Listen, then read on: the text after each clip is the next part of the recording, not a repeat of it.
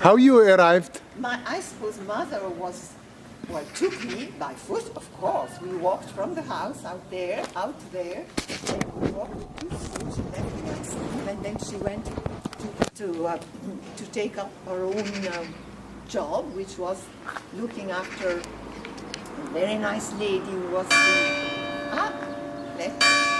let the bell ring. Very important. 10 times.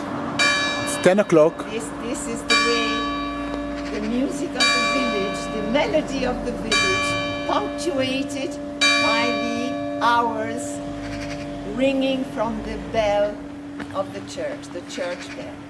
Right.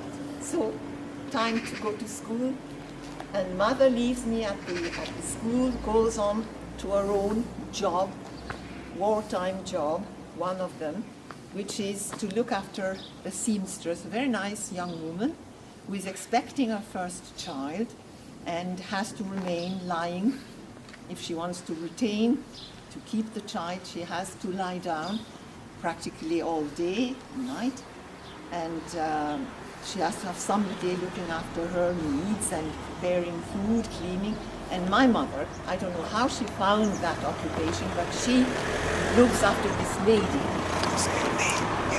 And I don't know. Your mom's.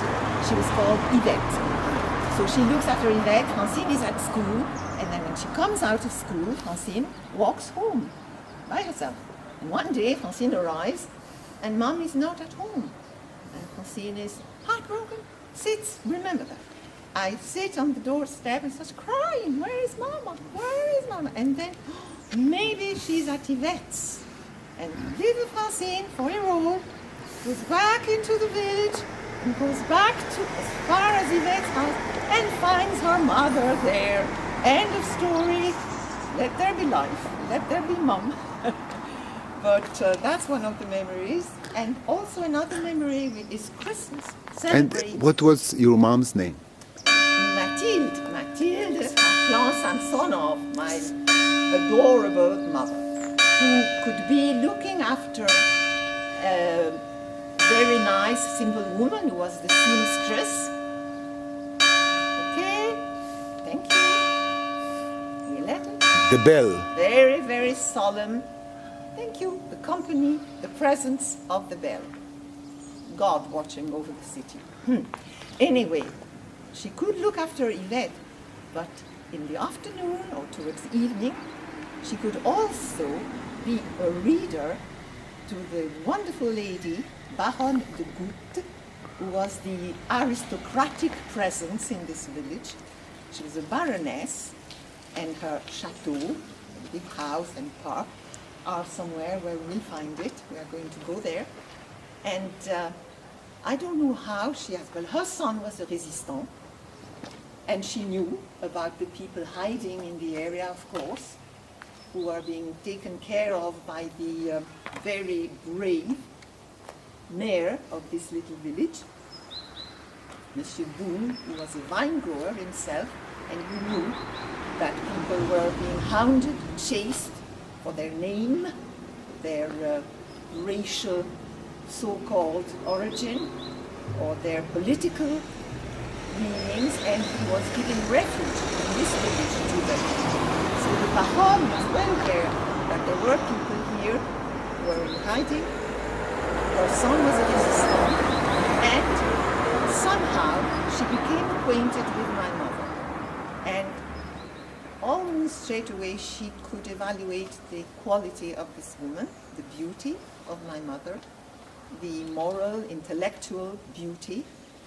And my mother was a very, very sensitive woman, very highly cultured woman. She knew, practiced English perfectly. She read English perfectly. And she became the reader for Baronne de Goutte, whose eyesight was failing, and who spent long afternoons in her beautiful drawing room, in her beautiful chateau. My mother used to come, and she read aloud to her the famous English novels, 19th century novels, Dickens, Thackeray, Goldsworthy. the Baroness nursery.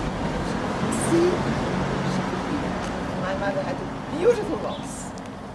So, and gave me her love, passed on her love of English. So this is another aspect of life here. And I used to go, after school, I used to go and join her there. I walked to the chateau. And when I arrived there, there was a beautiful fountain and a lovely pond, and there were peacocks around. And the peacocks spread out their tails, and I was in awe. How beautiful! Peacocks! So that's a very colorful memory in a, well, strange landscape. The peacocks in the garden. And then I went in, and my mother was there. And that was the glory of the day.